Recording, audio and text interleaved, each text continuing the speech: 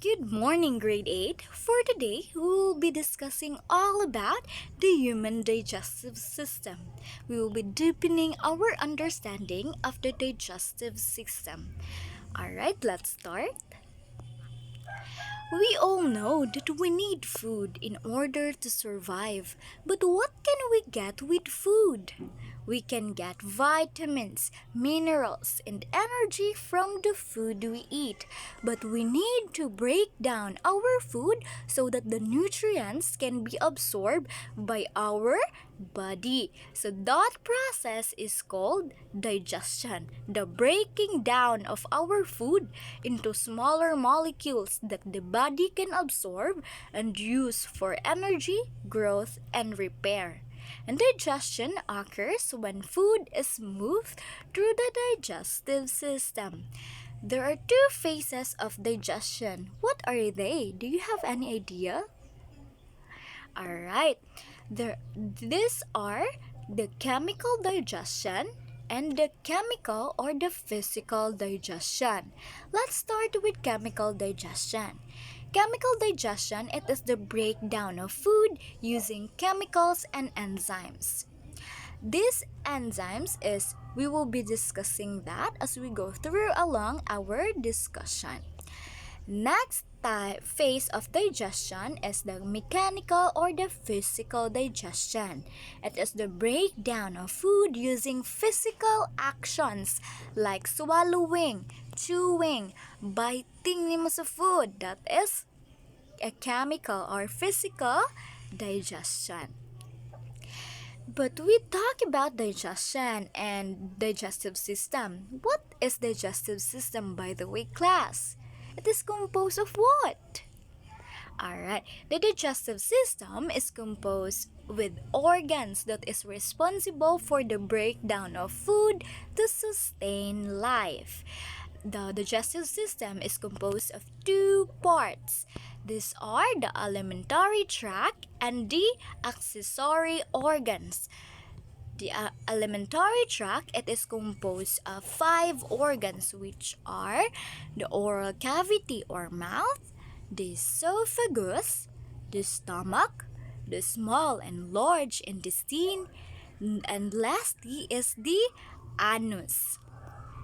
While the accessory organs, it is composed of 5 organs also: the salivary glands, the teeth, the pancreas, liver, and the gallbladder. But today we will only focus on the alimentary tract of the digestive system. Alright. Class, there are also 4 functions of the digestive system. These are ingestion, digestion, absorption, and elimination. Ingestion starts from our mouth, where the food is brought into our mouth. So digestion meaning it is start from our mouth. So when the food is brought into our mouth produces saliva. While saliva, it is secreted from our salivary glands. So what is saliva, by the way? It is laway.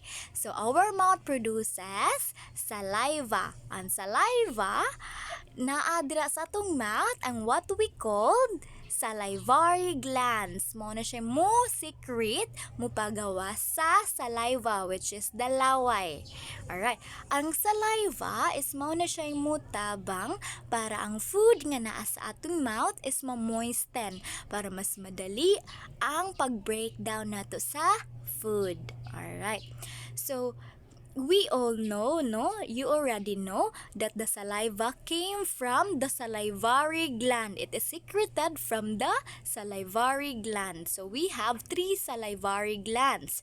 First one is the parotid gland. Second is the submandibular or submaxillary gland. And the last one is the sublingual gland. The parotid gland, we can find it in front of our ears, while submandibular or submaxillary gland, it is located beside our jaw, while the sublingual gland, it is located below our tongue. Ali. Alright? So, di ba ang saliva is mutabang siya aron mapamoisten ang food nga naa sa atong mouth. There are also enzyme ang mutabang food para mas mapatali ang breakdown sa food. That is what we call the salivary amylase. The salivary amylase, it is the enzyme that break down carbohydrates. So, it is the enzyme nga mutabang para mas matali ang pag-breakdown sa food are mostly the carbohydrates nga naa sa ato ang food. Alright? So, but what do you call the ball of chewed food? So, we have food nga nasa tong mouth, di ba, atong gikaon. And then, na-moisten ang food by the help of sa ato ang laway, which is the saliva.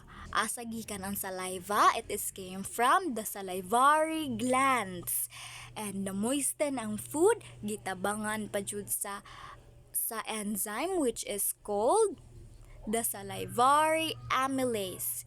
And ang kanang food nga naa sa atong baba, unsa may tawag ana kanang giinusap nato nga pagkaon nga naa sa atong baba, it is what we called what? It is what we called bolus. Alright.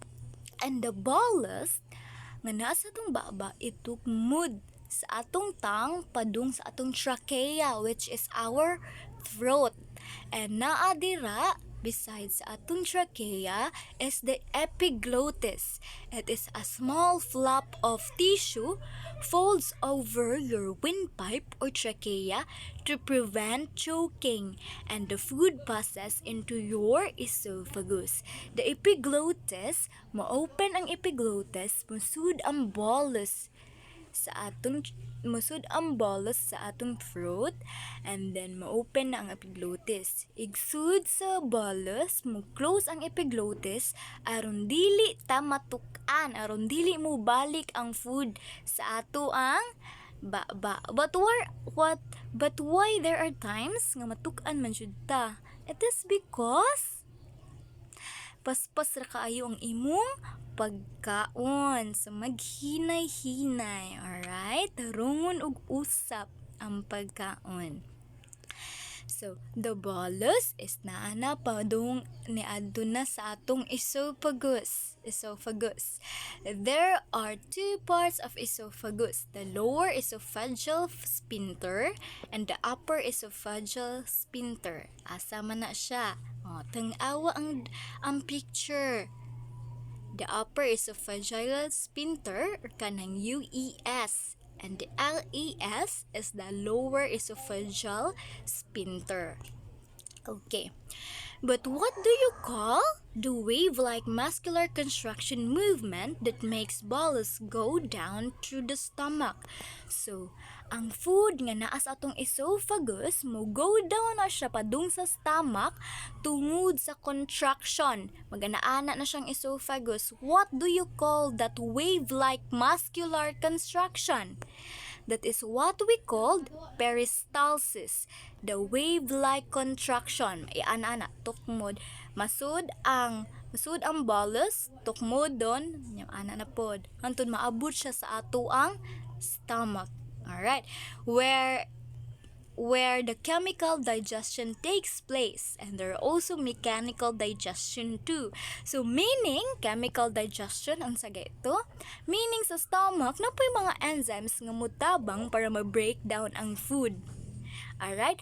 And so, na-breakdown naman to daan sa atong mouth, no? So, igabot sa stomach, mas i-breakdown pagid na by the help of those enzymes. So, may tabo dira ang chemical digestion.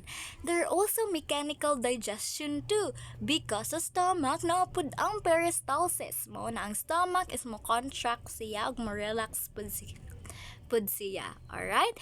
And the bolus, niadto na sa tong stomach, and it is mixed with the gastric juices. Unsa man gastric juices? It is juice nga very acidic nga naa sa atong stomach. It is the hydrochloric acid. And why Wala mo na wala mo nag-wonder why the stomach doesn't digest itself despite having very acidic gastric juices?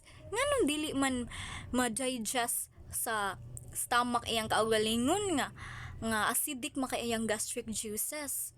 It is because of the mucus layer or the protective lining. So, naay mo protect sa stomach which is the mucus layer para dili siya ma-digest iyang kaugalingon sa tungod sa acid tungod sa gastric juices nga naa niya. Alright?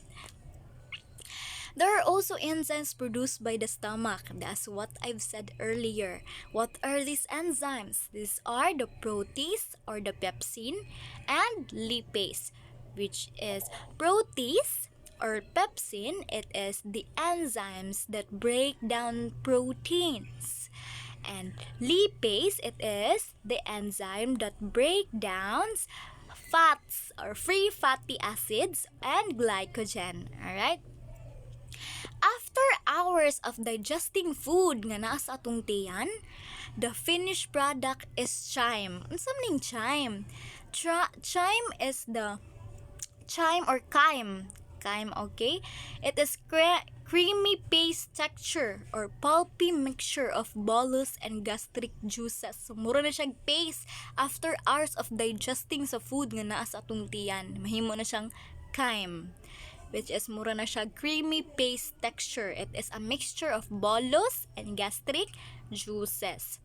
So, nasa tong tiyan, maadto na siya sa ang bolus, ang chyme, maadto na sa small intestine, where absorption happens. Absorption, it is the small intestine absorb nutrients by its lining that has finger-like projection, which called villi. And villi also have microvilli. So, ang chyme niadto na sa small intestine, diri na mahitabo ang absorption wherein the nutrients will be absorbed nga naa sa chyme. So, kinsa man ang mo absorb? Ang villi. Ang villi nga naa sa tong small intestine, na siya mga villi, mga finger-like structure. And villi has also microvilli, mga gagmay sad nga villi. Alright? Hangtod, there are 3 parts of the small intestine class: the duodenum, the jejunum, and the ileum. The duodenum, it absorbs iron, di ba? Where kay bawman tano na ang small intestine mo na siya mo absorb na sa mga nutrients. The duodenum, it absorbs iron. The jejunum, it absorbs nutrients, while the ileum, it absorbs vitamin B12 nagikan sa ato ang chyme or the chyme. Okay? So, next, asa naman padung kung na nasa small intestine? So, ang chyme, wala na natin nutrients, absorb na sa small intestine, padung na siya sa large intestine, wherein sa large intestine or the colon, it reabsorbs water. So, ang naa sa chyme, iyang nang kuhaan na niyag water. Nag-water hantud ang katungkay mahimo na to siyang feces, which is the poop. Mahimo na siyang poop, and it is stored in your rectum. Sa tigitang awa sa picture, asa ang rectum? Nakitaan? Alright, very good. So, dira sa rectum, dira na magpundo ang feces, which is your poop. And then, musakit na din imong tiyan. Magkalibangon na dayon ka.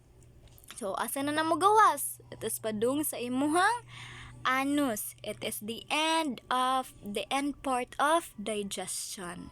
So, the end part of the digestive system where food waste completes its journey through your digestive tract and make its exit sa inyong CR. That would be all, class, for today. I hope you learned something. This is your teacher, Anna Marie Inting. I hope dagan mong nakatunan ha, and pagtuon po mo mas maayo. Next video is all about the accessory organs na pod of our digestive system. Okay, that's all for today. Goodbye.